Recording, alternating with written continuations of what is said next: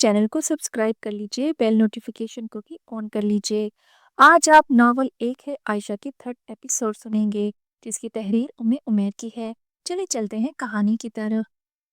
अम्मी, मैं सिर्फ यही वाला महीना ही बच्चों को पढ़ाऊंगी। मुझे छिछोरे आते बिल्कुल भी पसंद नहीं है, और खासकर वो बच्चों का चचा। इसके पास तो कोई अदब इखलाक नाम की चीज नहीं गुजरी। अम्मी, कोई हद होती है बद इखलाकी की भी। ना आओ देखा ना ताओ देखा, और मुंह उठाकर एकदम मेरे सामने आ गया। अम्मी, मेरा खून खोल रहा है। आयशा सारे दिल की भड़ास निकाल रही थी। चलो अच्छा, अब अपना दिल ना जलाओ। कल बच्चों की आया को बता देना, और अपने बाबा से भी मशवरा कर लेना, और सलातो इस्तखारा ना करना ना भूलना। जी अम्मी, मैं रात ही बाबा की काम से वापसी पर बात करती हूँ। मुझे पूरा यकीन है बाबा मेरी हाँ में हाँ मिलाएंगे इंशाल्लाह। बिस्तर पर लेटते ही रुकैया ज़ैनब से भी मशवरा किया। आप दोनों के ख्याल में मेरा ये फैसला दुरुस्त है? आप ही क्या फ़ायदा है आप अपने आप को फितने में डालने का? अगर इनको आपके पढ़ाने का अंदाज इतना ही पसंद है तो बच्चों को हमारे घर भेज दें।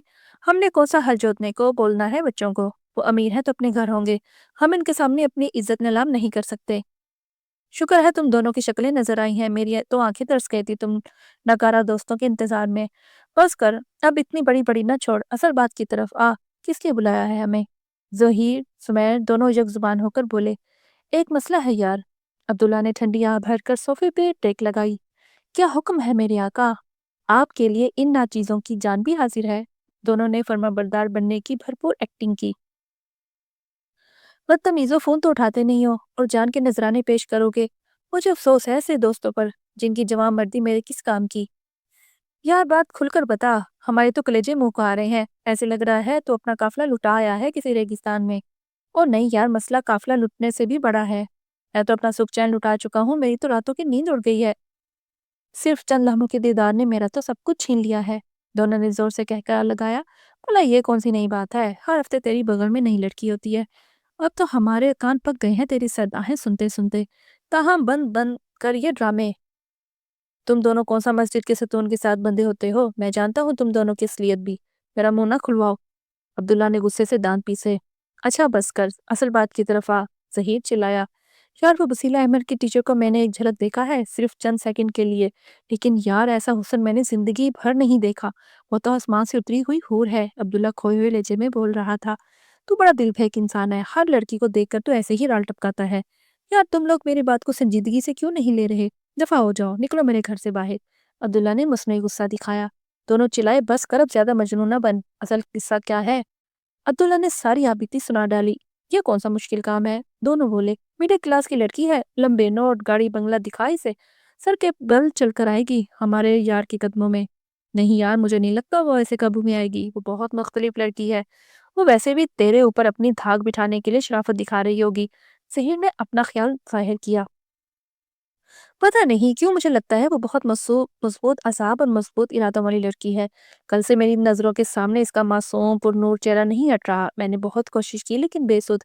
इसलिए तुम दोनों को बुलाया है। इस मसले का हल निकालो यार। कल आएगी तुम्हारे घर? हाँ, अब्दुल्ला ने जवाब दिया। बस जब तुम्हारे घर से निकले इसका पीछा करो और इसके घर बार के बारे में पता कराओ, और हमारी जान छोड़ो। दोनों ने हाथ जोड़े। वैसे कितने बेफैज दोस्त हो तुम दोनों। तुम्हारे दोस्त का सुख चैन खत्म हो गया है, और तुम लोगों को एहसास ही नहीं है। लाले, ये भूत भी चंद दिनों के बाद उतर जाएगा। तू हमारा दिल फेंक दोस्त है। दोनों ने जोरदार कहका लगाया, जो अब्दुल्ला को जिद करने के लिए काफी था।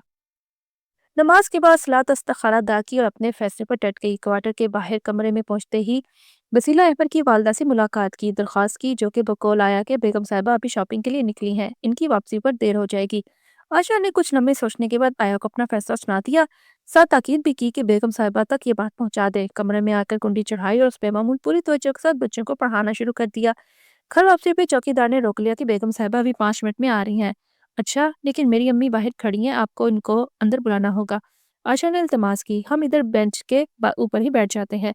दोनों माँ बेटी को 5 मिनट के बजाय 30 मिनट गुजर चुके थे इंतजार करते करते, लेकिन बेगम साहिबा कोई कोई नामो निशान नहीं था। आखिर तंग आकर बोला, चाचा हमें पैदल चलकर घर जाना है, और हमने जोहर की नमाज भी अदा करनी है। आप पता करवा दें वो कब तक वापस आ रही हैं। इसी लम्हे गाड़ी का हॉर्न बजा। चौकीदार फुर्ती से गेट की तरफ बढ़ा। लश लश करती मर्सिडीज एमजी फराटे भरती अपनी मखसूस जगह पे जा रुकी।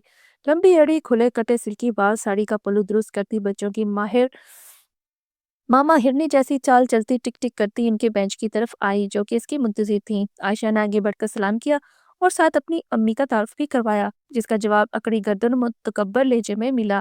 پھر پوچھا، اچھا آپ وسیلہ ٹیچر ہو؟ وسیلہ احمد کی ٹیچر ہو؟ جی، عائشہ نے دھیرے سے جواب دیا۔ تم کیوں پڑھانا چھوڑنا چاہتی ہو جبکہ بچے تم سے کافی حد تک مانوس ہو چکے ہیں؟ اگر بات پیسوں کی ہے تو میں تمہارے 5,000 اور بڑھا دے دیتی ہوں، 20,000 کے بجائے 25,000 دوں گی۔ جی نہیں، بات پیسوں کی نہیں ہے، بس میری مجبوری ہے، میں آپ کے گھر نہیں آ سکتی، لیکن آپ بچوں کو ہمارے گھر بھیج سکتی ہیں، میں آپ سے کم پیسے لے لوں گی اگر وہ میری طرف آئیں گے۔ آشا نے تجویز دی، تم چھوٹے لوگوں کا یہی مسئلہ ہے، اعتراض نہیں آتی، میں تو اچھے خاصے پیسے دینے کے لیے بھی تیار ہوں اور گھر سے الگ کمرہ بھی دیا ہے، اس کے باوجود تمہارے مزاج ہی نہیں مل رہے۔ میں آپ سے معذرت خواہ ہوں اور اپنے وعدے کے مطابق میں یہ مہینہ پورا کروں گی، میں اپنی زبان سے پھرنے والوں میں سے نہیں ہوں، اور اس دوران آپ کسی اور ٹیچر کا بندوبست کر لیں، میں چلتی ہیں، السلام علیکم۔ گیٹ سے باہر نکلتے ہی دھاڑے مار کر رونے کو چاہا، لیکن ضبط کا دامن نہ چھوڑا۔ کیسے لوگ ہیں یہ امی؟ مال کی ہوس نے ان کو اندھا کر دیا ہے، یا اللہ تو ہی آسانی پیدا کر اور ہمیں ان کے شر سے محفوظ رکھ۔ کوئی بات نہیں عائشہ، آپ کی نیت اچھی ہے، لہٰذا ان کو ان کے حال پہ چھوڑ دو اور دعا کرو اللہ ان کو ہدایت دے۔ میری بچی بہت بہادر ہے، ان معمولی باتوں پہ دل چھوٹا نہیں کرنا۔ بالکل بھی نہیں۔ جی امی، کوشش کروں گی انشاءاللہ۔ میرے ساتھ کیا ہو رہا ہے کچھ سمجھ نہیں آ رہا، میں کیا کروں؟ وہ لڑکی تو میرے حواسوں پہ سوار ہو چکی ہے، اس کا معصوم پرنور چہرہ میری نظروں میں کاری ضربے لگا رہا ہے۔ میرا تو حساب اس ہارے جواری جیسا ہے جو اپنا سب کچھ لٹا کر بیچاروں مددگار سڑکوں پہ تھکے کھانے کے لیے مجبور ہو جاتا ہے۔ ایک تشنگی ہے دل میں جو بار بار کوشش کے بھی مجھے قائل کی جا رہی ہے، مجھے لگتا ہے میں پاگل ہو جاؤں گا۔ پوری رات کروٹوں میں گزری ہے، نیند تو جیسے کوسوں دور جا چکی ہے۔ کیا واقعی مجھے اس تمبو والی لڑکی سے محبت ہو گئی ہے؟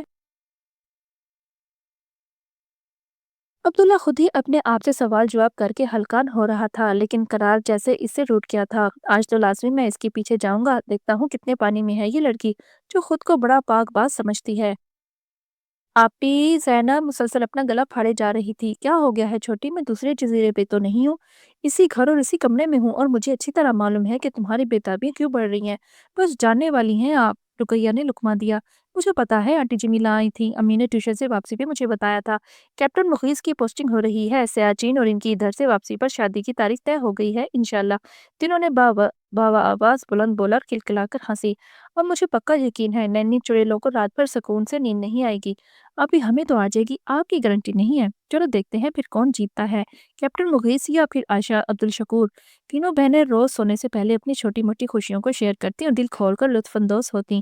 ابھی مجھے لگتا ہے کیپٹن مغیث نے آپ کو صبح 5 بجے اٹھا کر اٹھک بیٹھک کلا بازیاں لگوانی ہے۔ وہ کیوں بھائی؟ عائشہ نے پوچھا۔ ورزش اور اصول کے پابند فوجی جو ہوئے، تینوں نے ایک ساتھ کہکا لگایا۔ چلو آپی کی نسبت کی خوشی میں مہندی لگاتے ہیں، کیا خیال ہے آپی؟ اچھا چلو ٹھیک ہے، جلدی سے لگا دو، صبح فجر کے لیے بھی اٹھنا ہے۔ رقیہ زینب نے کسی دلہن کی طرح دونوں ہاتھوں سمیت دونوں کلائیوں کو مہندی سے سجایا، جو کہ عائشہ کی سفید رنگت کو اور بھی نمایاں کر رہا تھا۔ پورا 1 ہفتہ ہو گیا ہے اس لڑکی کا پیچھا کرتے ہوئے، اور وہ اتنی خستہ حال گھر میں رہتی ہے۔ باپ اس کا سبزی فروش ہے اور محلے میں مولوی ٹائپ بھی مشہور ہے۔ بھائی نہیں ہے، صرف 3 بہنیں ہیں۔ پورا باپ صبح کا نکلا شام لوٹتا ہے۔ میری مشکل تو اور آسان ہو گئی، نہ مال ہے اور نہ وسائل، میرا کیا بگاڑ لیں گے یہ لوگ؟ یار میں صرف ایک دفعہ حسین سے اپنی آنکھوں کو سراب کرنا چاہتا ہوں، اس کا جادوئی حسن میری کمزوری بنتا جا رہا ہے۔ یہ سب کیسے ہوگا؟ سمیر نے تب کر پوچھا۔ میں اسے اغوا کروں گا۔ کیا دماغ تو ٹھیک ہے تیرا؟ ہوش کے ناخن لے۔ کیسے کرے گا اغوا، اور کدھر لے جائے گا اسے؟ اپنے فارم ہاؤس لے کر جاؤں گا اس مغرور حسینہ کو، اور تم دونوں میرا ساتھ دو گے۔ سمیر نے خشک ہوتے ہوئے گلے میں تھوک نکلا۔ سوچ لے یار، بڑا خطرناک کام ہے یہ جو بھی تو کرتا ہے۔ ماضی میں وہ سب ان لڑکیوں کی رضامندی سے تھا، لیکن لڑکی باپردہ اور مجھے لگتا ہے باکردار بھی ہے۔ بھول جائے اس کو، رہنے دے، تو ویسے بھی جنونی بن رہا ہے۔ سمیر تو کیوں نہیں سمجھتا یار، میرے دن رات کا سکون ختم کر دیا ہے اس لڑکی کی ایک جھلک نے۔ تو اس میں اس بیچاری کا کیا قصور ہے؟ تو خود ہانکتا پھرتا ہے اس کے پیچھے پیچھے، تجھے میری ذرا بھی پرواہ نہیں؟ تجھے بڑی ہمدردی ہو رہی ہے، جیسے وہ تیری پھپھی کی بیٹی۔ نہیں یار، پھر بھی تھوڑی بہت انسانیت تو ہونی چاہیے، سمیر نے سمجھانے والا انداز اپنایا۔ دیکھ تیرے پاس مال بھی ہے اور تیری من پسند عورتیں تیرے آگے پیچھے منڈلاتی ہیں، پھر کس لیے خطرہ مول رہے ہو؟ میں تو تمہیں یہی مشورہ دوں گا، باقی تمہاری مرضی۔ میرے خیال میں اس کا خیال اپنے دل سے نکال دے اور مجھے اس بات میں نہ ڈال، اور ظہیر کو تو بھول ہی جا، وہ جیسے بھی اپنے بابا حضور کو دیکھتا ہے تھر تھر کانپتا ہے۔ عبداللہ بولا، میں نے فیصلہ کر لیا ہے اور میں پیچھے ہٹنے والوں میں سے نہیں ہوں۔ باقی اب آپ کل نیکسٹ ایپیسوڈ میں سنیں گے۔ ویڈیو پسند آئی ہو تو لائک اور چینل کو سبسکرائب